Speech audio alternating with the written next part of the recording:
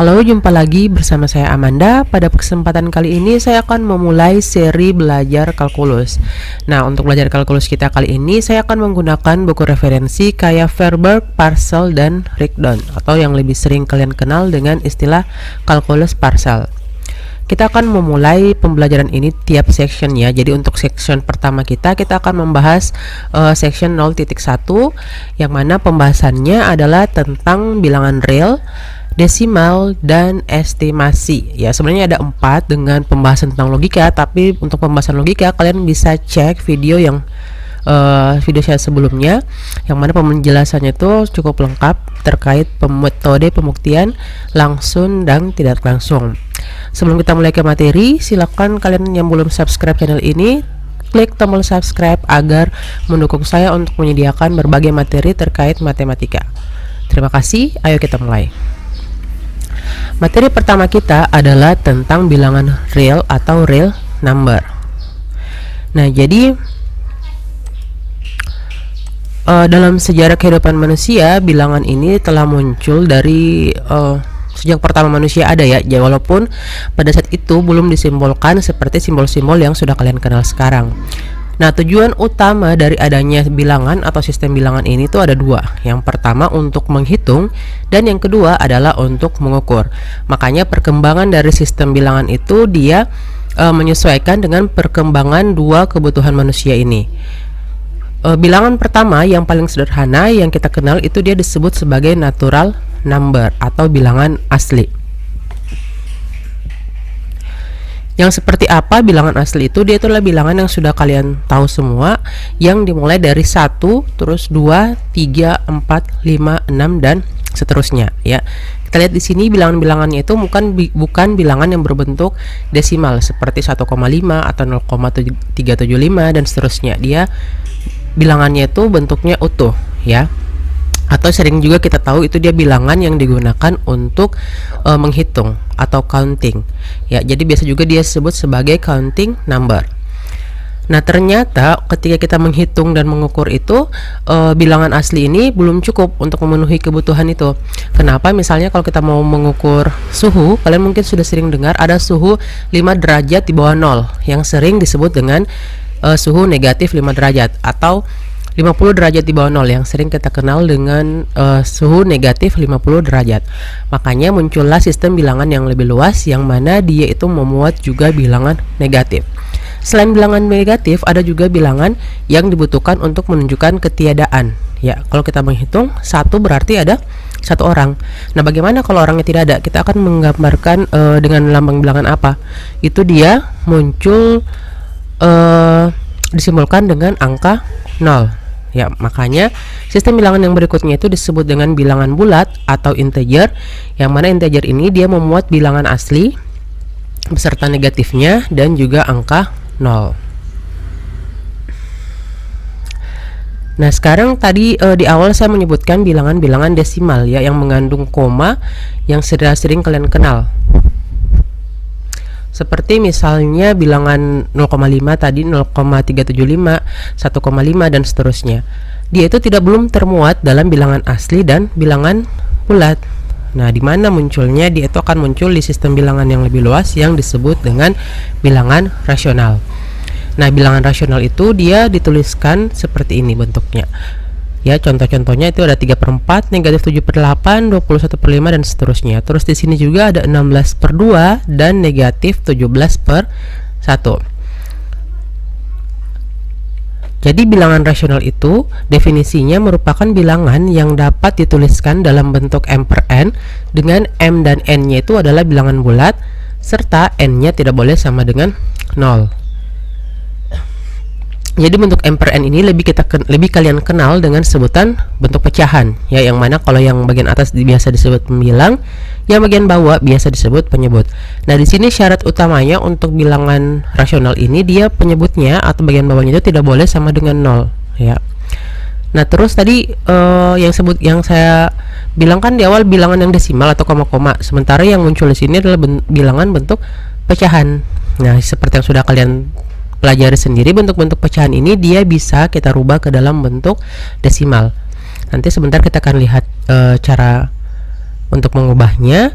Nah, selain itu, bilangan-bilangan asli dan bilangan bulat ini juga bisa kita tuliskan dalam bentuk bilangan rasional. Seperti apa? Misalnya 8 itu bisa kita tuliskan seperti ini ya, 16/2 ya, dia itu adalah 8. Selain itu misalnya negatif 17, dia bisa kita tuliskan sebagai negatif 17/1. Jadi semuanya ini minimal bisa dituliskan, 2 itu bisa kita tuliskan 2/1, 3 3/1, 4 4/1, atau 6 bisa juga kita tuliskan dalam bentuk 30/5, atau 6/1, atau 12/2, dan seterusnya. Nah, pertanyaan selanjutnya, apakah bilangan rasional ini sudah cukup untuk melakukan perhitungan dan pengukuran yang dilakukan oleh manusia? Ternyata pada saat salah seorang bapak matematika kita, Pak Pythagoras, dia menemukan rumus Pythagoras itu ketika kasusnya itu segitiga siku-sikunya dia punya panjang sisi siku-siku yang masing-masing sama dengan 1. Ternyata sisi miringnya itu kalau dihitung dengan rumus Pythagoras hasilnya adalah akar 2, yang mana akar 2 ini tidak bisa kita tuliskan dalam bentuk m/n ya. Jadi belum ada yang bisa menemukan bentuk m/n dari akar 2 ini. Akibatnya apa? Berarti dia bukan masuk dalam bilangan rasional. Nah, bilangan-bilangan yang tidak bisa dituliskan dalam bentuk m/n ini dia disebut sebagai bilangan irasional. Nah, contohnya seperti apa? Di antaranya adalah akar 2 tadi. Terus ada akar 3, ada V yang selama ini kalian gunakan untuk perhitungan pada lingkaran. Terus ada E atau bilangan Euler, dan seterusnya. Nah, semua bilangan prima ketika diambil akarnya dia itu akan berbentuk bilangan irasional. Di sini ada yang perlu saya tekankan terkait V. Mungkin pada saat sekolah dasar maupun sekolah menengah banyak buku teks yang mengajarkan kalau nilai V itu sama dengan 22/7. Nah, kalau bentuknya seperti ini, secara otomatis V itu dia merupakan bilangan rasional. Kenapa bisa dituliskan dalam bentuk m/n? Jadi, kenapa di sini dia irasional? Kenapa? Bukan apakah pernyataan bahwa V adalah irasional itu salah? Enggak ya, yang salah itu adalah pernyataan kalau V sama dengan 22/7. Karena pada kenyataannya nilai V itu tidak sama dengan 22/7, tapi dia hanya mendekati atau bisa didekati dengan cara kita membagi 22 bagi 7. Nilai V sebenarnya itu adalah 3,141592 dan seterusnya. Ya, jadi cukup panjang angka-angka di belakang koma untuk nilai V ini, sampai-sampai dibikin di dunia internasional itu dibikinkan perlombaan untuk mengingat siapa yang bisa menghafalkan paling panjang untuk angka-angka di belakang koma dari nilai V ini. Ya. Jadi umumnya semua bilangan irasional itu seperti itu. Bentuk komanya itu dia tidak terbatas dan tidak memiliki ujung atau tak hingga. Nah, semua sistem bilangan yang saya sebutkan tadi itu ketika melihat himpunan besarnya, itulah yang disebut dengan himpunan bilangan real. Ya, jadi kita bisa mengatakan kalau bilangan real itu adalah semua bilangan yang dapat digunakan untuk mengukur panjang, baik rasional maupun irasional, dan disertai dengan negatifnya beserta bilangan 0. Nah, selain itu, bilangan real ini kalau kita tempatkan dia pada sebuah garis horizontal, dia akan bentuknya seperti ini. Dia itu menunjukkan atau mengukur jarak ke arah kanan atau ke arah kiri dari suatu titik tertentu yang disebut dengan titik asal. Ya, jadi titik asal ini atau juga biasa dikenal dengan titik pusat atau titik origin, dan dia diberi label angka 0. Ya, jadi pada garis horizontal ini sebuah titik asal yang mana itu kita mulai dari angka 0. Nah, setiap bilangan real itu dia menggambarkan jarak baik ke arah kanan maupun ke arah kiri dari angka 0 ini. Nah, setiap titik pada garis horizontal ini dia pasti memiliki label bilangan real yang tunggal atau unik ya. Jadi tidak ada titik yang memiliki label dua bilangan real secara bersamaan ya. Jadi label bilangan realnya hanya satu atau tunggal. Bilangan real yang menjadi label atau menjadi nama dari titik-titik pada garis ini dia disebut sebagai koordinat dari titik, dan garis ini dia disebut sebagai garis real atau garis bilangan real. Kita lanjut ke pembahasan berikutnya, yaitu tentang desimal. Ya, nanti sebentar pembahasan kita itu akan sampai ke desimal berulang dan tak berulang. Tapi sebelum itu kita pahami dulu konsep dasarnya. Nah, sistem bilangan desimal adalah sistem bilangan yang menggunakan 10 macam angka, ya, yaitu 0, 1, 2, 3, 4, 5, 6, 7, 8, dan 9. Ada 10 angka ya. Nah, kenapa di sini dibilang hanya 10 macam angka? Karena nanti angka-angka setelah 9 itu dia merupakan kombinasi atau gabungan dari angka-angka yang ini. Ya, jadi misalnya 10 itu berarti 1 dengan 0. 256 berarti gabungan atau kombinasi dari 2, 5, dan 6. Ya, 7621 berarti gabungan dari 7, 6, 2, dan 1. Jadi hanya menggunakan ke 10 angka ini. Makanya sistem bilangan yang selama ini kita kenal itu dia diberi nama atau dikenal dengan sistem bilangan desimal. Nah, pada bilangan real sendiri itu ada yang dinamakan dengan desimal representase atau singkatnya disebut desimal saja. Dia itu merupakan bilangan yang terdiri dari bagian bilangan bulat dan bagian pecahan yang dipisahkan oleh tanda koma. Ya, jadi tanda koma itu biasanya ditulis dalam bentuk ini, dalam koma seperti yang kita tahu, atau juga biasa disebut dengan dituliskan dalam bentuk titik atau poin, ya.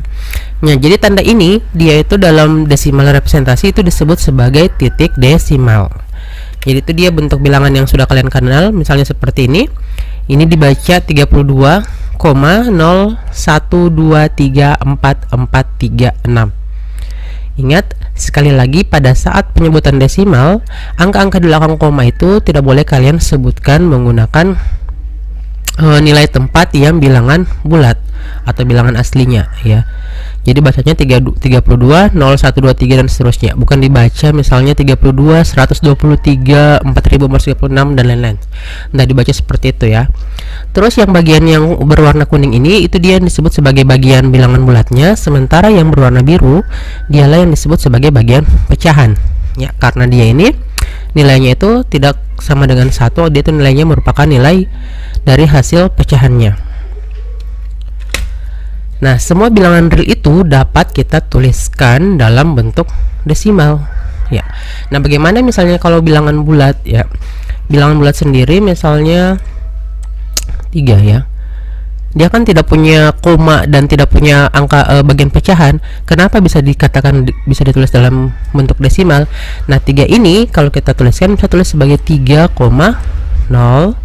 atau bisa dilanjutkan nolnya 0, 0, 0 dan seterusnya, ya. Nilainya tetap 3, tapi dalam bentuk representasinya kita bisa tuliskan dalam bentuk desimal seperti ini. Kita lanjut. Nah, tadi misalnya untuk bilangan rasional yang lain, ya, yang bukan bilangan bulat, itu bisa kita tuliskan dalam bentuk desimal. Ini sudah jelas karena sudah sering kalian pelajari di sekolah menengah. Misalnya 3/8, kita bisa dapatkan bentuk desimalnya dengan cara membagi 3 bagi 8. Lihat tadi yang 3 itu kita bisa tuliskan sebagai 3,000, ya. Kita bagi dengan cara pembagian bersusun seperti biasa dan didapatkan kalau 3/8 itu sama dengan 0,375. Begitu juga 13/11. Kita bagi juga 13 bagi 11 didapatkan 1,181818 dan seterusnya. Di sini bisa kita tandai ada pengulangan untuk angka desimalnya, ya. Contoh yang lainnya, misalnya 1/2 0,5, 3/8 sama dengan 0,375 tadi, terus 3/7 sama dengan 0,428571, 428571 dan seterusnya. Kita lihat di sini dia berulang juga untuk setelah beberapa angka, ya. Dia setelah berapa angka nih? 1 2 3 4 5 6. Jadi dia berulang setiap 6 angka. Nah, yang akan kita pahami sebentar, apakah pengulangan angka-angka desimal ini atau angka di belakang koma dia berpengaruh terhadap bilangan real. Selanjutnya untuk bilangan irasional, dia juga bisa dituliskan dalam bentuk desimal walaupun kita tidak tidak mendapatkan dari bentuk pembagian seperti ini. Misalnya untuk akar 2 itu dia kalau kita mencari menggunakan cara mencari akar itu didapatkan 1,4142 dan seterusnya. Terus nilai V 3,1415 dan seterusnya. Ingat tadi tanda titik 3 ini berarti dia berlanjut ya. Nah, kalian juga bisa mencari bentuk desimal dari bilangan irasional ini menggunakan kalkulator. Ya, tapi yang perlu kalian tahu, ketika dia di kalkulator terbatas itu tidak menunjukkan bahwa nilai bilangan irasional itu dia tepat seperti itu. Karena kalkulator itu dia memiliki batasan jumlah digit yang bisa ditampilkan. Ya. Jadi kalau misalnya kalkulator kalian hanya menuliskan akar 2 sampai di sini saja, bukan berarti nilainya akar 2 itu hanya sampai di sini. Tapi dia tuh masih berlanjut karena dia merupakan bilangan irasional.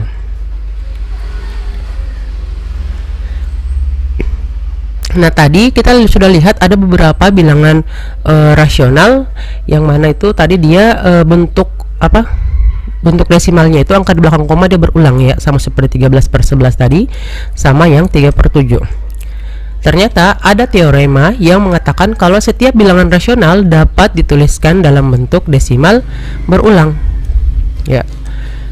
Ini apa? Ini berakibat apa? Ini akibatnya jika sebuah bilangan merupakan desimal berulang, maka bilangan tersebut merupakan bilangan rasional. Ya, dan ini dia berlaku sebaliknya. Kalau dia bilangan rasional, dia bisa dituliskan dalam bentuk desimal berulang. Tadi contohnya sudah saya jelaskan. Misalnya tadi 3/8 itu 0,375.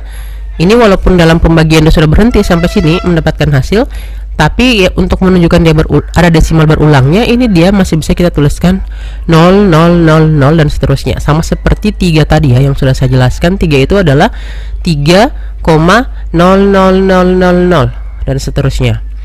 Nah, dari sini yang berulang adalah angka nolnya ini. Oke. Nah, sebaliknya, kalau misalnya dia bukan bilangan rasional atau bilangan irasional, dia itu tidak dapat dituliskan dalam bentuk desimal berulang. Kita cermati kembali bentuk desimal dari akar 2 dan V tadi. Kita bisa lihat kalau angka-angkanya di belakang koma itu dia tidak ada yang berulang. Ya, baik di V maupun di akar 2 dan di semua bilangan irasional. Dari sini saya akan memberikan contoh bagaimana kalau kita punya suatu bilangan desimal, kita tunjukkan kalau dia itu adalah bentuk rasional. Artinya kita bisa tunjukkan kalau dia itu dalam bentuk pecahan m per n, di mana m dan n itu adalah bilangan bulat dan n tidak sama dengan 0. Contoh yang pertama, kita mau lihat X sama dengan 0,136, 136 dan seterusnya.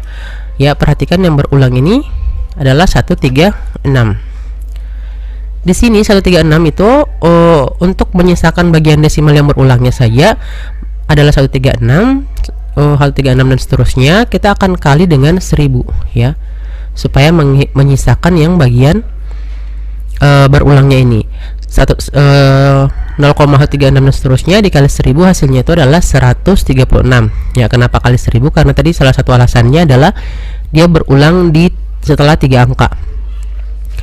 Terus X nya tadi ini tetap, terus kita kurangkan ya. Kalau kita kurangkan 1000X kurang X itu hasilnya 999X.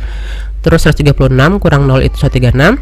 Terus yang bagian desimal kalau kita kurang satu per satu, ini kan hasilnya adalah 0, 0, 0 ya, dan seterusnya ya, semua hasilnya 0. Tanda komanya turun. Makanya kalau yang koma 0000 itu bisa langsung kita tuliskan hanya dalam bentuk bulatnya saja, 136. Atau dengan kata lain, untuk mempermudah, kalau kita melakukan pengurangan ini, maka bilangan desimal yang berulangnya ini dia habis. Oke, menyisakan 136, sehingga X itu sama dengan 136 bagi 999, atau X sama dengan 136 per 999. Kita lihat contoh yang kedua. Y sama dengan 0,2171717 dan seterusnya. Di sini yang bentuk berulangnya itu mulai dari 1717 dan seterusnya ya. Tapi kita akan mengambil dari sini saja. Artinya apa? Yang 217-nya kita keluarkan dengan cara mengali dengan 1000 ya. 1000Y berarti sama dengan 217,17 dan seterusnya. Nah, di sini ternyata juga kita tidak bisa langsung mengurangkan dengan Y ya. Kenapa? Karena dalam bentuk desimal ini ada angka lain yang tidak berulang sama sekali ya. Jadi kita harus keluarkan dulu angka ini, yaitu angka apa? Angka 2. Caranya kita kali dengan 10 ya. 10Y berarti sama dengan 2,1717 dan seterusnya. Setelah angka di belakang komanya sudah sama, selanjutnya kita tinggal kurang ya. 1000Y kurang 10Y itu 990Y, terus 217 kurang 2 hasilnya 215. Sama seperti tadi, ini dia habis. Berarti Y-nya sama dengan 215 per 990 atau sama dengan 43 per 198. Oke, dengan ini kita bisa menunjukkan setiap bilangan yang merupakan desimal berulang itu dia adalah bilangan rasional. Untuk pembuktian itu bisa dibuktikan secara lebih formal ya. Ini saya hanya memberikan contoh. Selanjutnya, sebelum masuk ke estimasi, kita akan membahas dulu sedikit tentang yang namanya kepadatan bilangan real atau lebih juga dikenal dengan istilah density.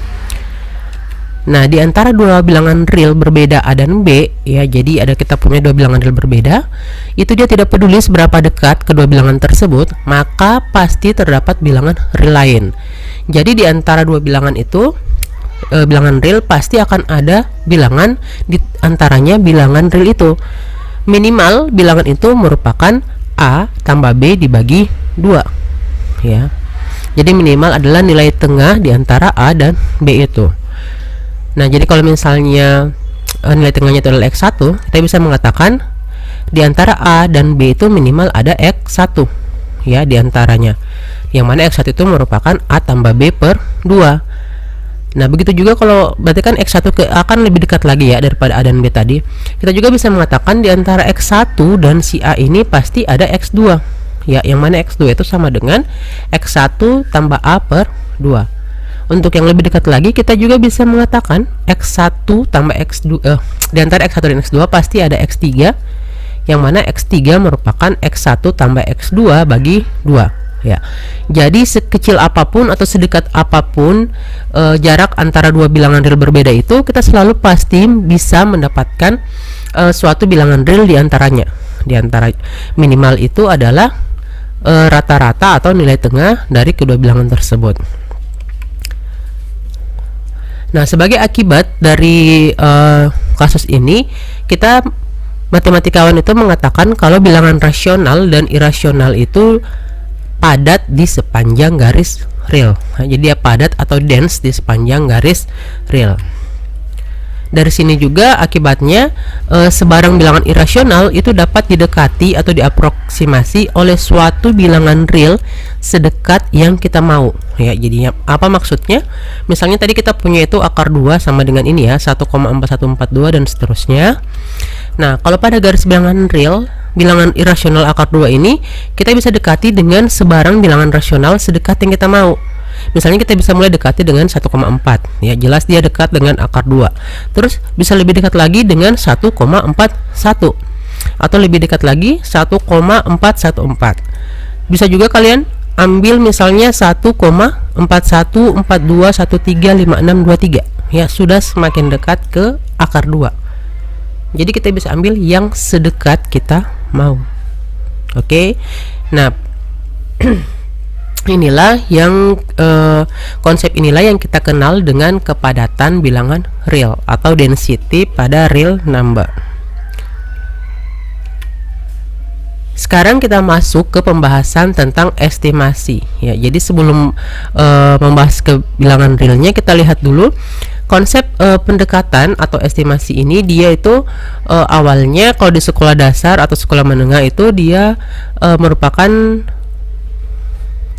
merupakan lanjutan dari konsep pembulatan ya. Jadi waktu sekolah dasar itu kita pernah mempelajari tentang pembulatan ke satuan terdekat ya. Jadi kalau pembulatan ke satuan ini biasanya digunakan pada bilangan desimal yang punya satu angka di belakang koma.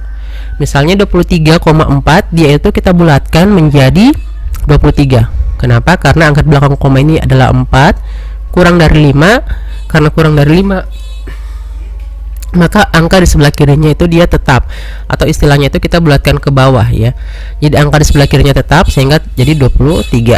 Sementara kalau angka setelah komanya ini dia sama dengan 5 atau lebih besar dari 5, maka dia akan dibulatkan ke atas. Bagaimana caranya? Dengan angka di sebelah kiri 5 itu kita tambah satu angka menjadi 24. Nah, selain pembulatan kesatuan, kita juga mengenal pembulatan ke puluhan terdekat, ke ratusan terdekat, ke ribuan terdekat, dan seterusnya. Nah, untuk ke puluhan terdekat itu kita menggunakan konsep yang sama dengan tadi, tapi dia bulatannya ke bilangan puluhan. Misalnya ini 27, karena 7-nya lebih besar dari 5, berarti kita bulatkan ke atas. Angka di sebelah kiri 7 dia bertambah 1, dari 2 menjadi 3. 7-nya kita rubah jadi 0. Misalnya lagi ini 232. Yang kita merubahkan ke puluhan berarti yang ini puluhannya. 2 lebih kecil dari 5, berarti angka di sebelah kiri 2 dia tetap 3 di sini. Terus 2-nya kita rubah jadi 0. Jadi 232 menjadi 230. Sementara untuk ke pembulatan ke ratusan terdekat, dia itu kita bulatkan ke puluhan dulu baru ke ratusannya. Misalnya 232 tadi, dari 230 kita lihat lagi bilangan puluhannya itu 3 kurang dari 5, artinya bilangan ratusannya nanti akan tetap ya. Jadi sebelah kiri tetap 2, terus 3 kita rubah jadi 0. Jadi pembulatan ke ratusan terdekatnya 232 itu adalah 200. Terus 864 ya, pertama kita bulatkan dulu 64 jadi 60. Terus 6 karena lebih besar dari 5, berarti sebelah kirinya akan bertambah 1 jadi 9. 6-nya berubah jadi 0. Jadi 864 pembulatannya menjadi 900. Nah, bagaimana konsep pembulatan ini kita gunakan untuk melakukan estimasi? Jadi misalnya kita mau estimasi nilai dari perkalian 27 kali 32. Jadi ya sebelum kita menggunakan kalkulator atau menghitung menggunakan tangan, kita bisa estimasi ini dengan menggunakan pembulatan. Ya, tadi 27 pembulatannya adalah 30. Terus 32 juga pembulatannya 30. Jadi hasil estimasinya, hasil kali ini akan hasilnya itu sekitar sama dengan 900. Oke, dari 30 kali 30. Kita cek menggunakan kalkulator atau menghitung manual, didapatkan 27 kali 32 itu 864. Yang mana tadi kita lihat kalau 864 pembulatannya ke ratusan terdekat itu adalah 900. Oke. Nah, kita akan lihat lagi beberapa contoh dari estimasi ini. Yang pertama kita mau tentukan estimasi dari bentuk operasi ini. Akar 430 tambah 72 tambah akar pangkat 3 dari 7,5 bagi 2,75. Kita lihat yang pertama untuk 430 itu bisa kita bulatkan ke ratusan terdekat menjadi 400 ya. Terus 72 nya tetap tidak perlu kita bulatkan. 7,5 kita bulatkan ke atas dapatnya 8. 2,75 kita bulatkan ke atas juga dapatnya 3 ya. Jadi akar 400 itu sama dengan 20. Terus akar pangkat 3 dari 8 itu 2. Kita operasikan seperti biasa. 20 tambah 72 tambah 2 itu 94 bagi 3.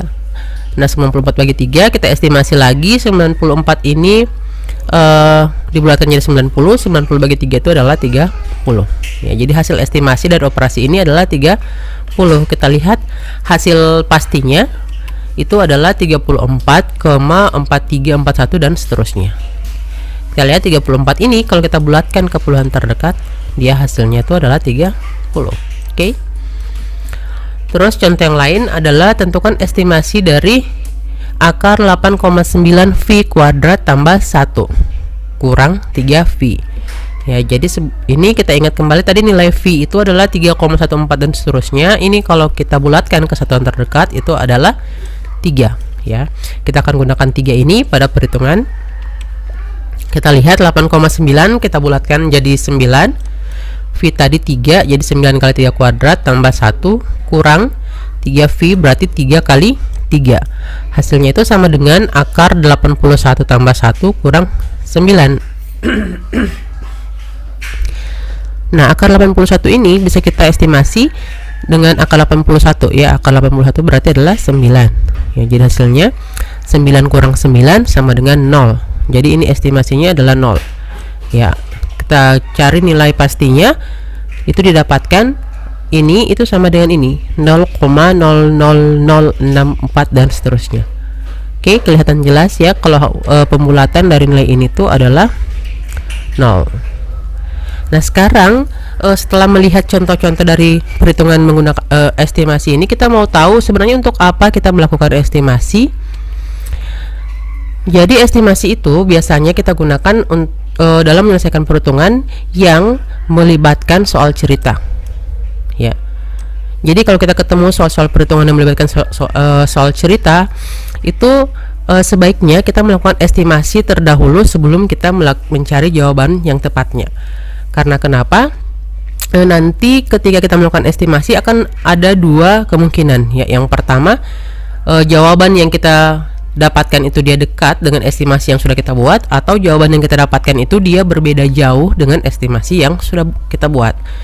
Nah, nanti kalau jawaban kita itu dekat dengan estimasi yang kita buat, artinya kita dekat dengan kebenaran. Ya, tapi belum pasti benar ya. Kenapa dikatakan belum pasti benar? Karena bisa saja estimasi yang kalian lakukan itu dia salah. Sehingga walaupun kalian kerja dan dekat dengan estimasi, itu akan mengakibatkan nilai hasil pengerjaan atau jawabannya kalian salah juga. Dan kemungkinan yang kedua yang kalian dapatkan itu jawabannya jauh dari hasil estimasi. Ya, ini yang perlu diperhatikan. Kenapa?